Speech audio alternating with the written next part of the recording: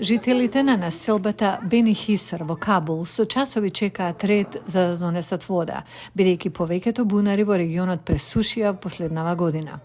Еден од ретките преостанати функционални бунари кои се наоѓа во домот на Хаджи Мамор привлекува луѓе кои живеат километри далеко и бараат пристап до вода. Им дозволуваме на луѓето да црпат вода од бунарот што го ископавме внатре во нашата куќа. Овие буриња што ги гледате, кога ќе се наполнат, доаѓаат други луѓе по вода. Што се однесува до водата, имаме многу проблеми. Обединетите нации предупредија дека подземните води во Кабул би можеле да бидат исцрпени до 2030 година поради климатските промени и брзата урбанизација. Тие повикаа на итна акција. Експертите велат дека недостигот на вода во Кабул може да се ублажи со ограничување на користењето на подземни води за индустријски и земјоделски цели, но властите бараат други решенија.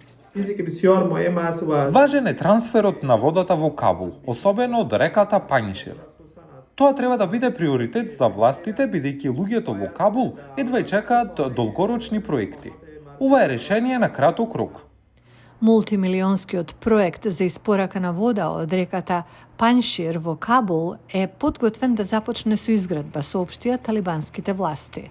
Во таа насока, ако даде Господ, ќе ги реши проблемите затоа што е единствен проект со кој би се обезбедиле вода за пиење на 2 милиони луѓе. Но за сега некои жители на Бени Хисар размислуваат да се преселат во друг дел од градот, каде би можеле да добијат вода. Ќе бидеме принудени да се иселиме од ова село. Еднаш веќе бевме раселени, а сега ќе се преселиме на друго место. Дојдовме овде од Логар, а поради вода ќе одиме на друго место. Но Обединетите нации проценуваат дека скоро 80% од луѓето во Авганистан немаат пристап до чиста вода за пиење, поради што Васих нема многу опции.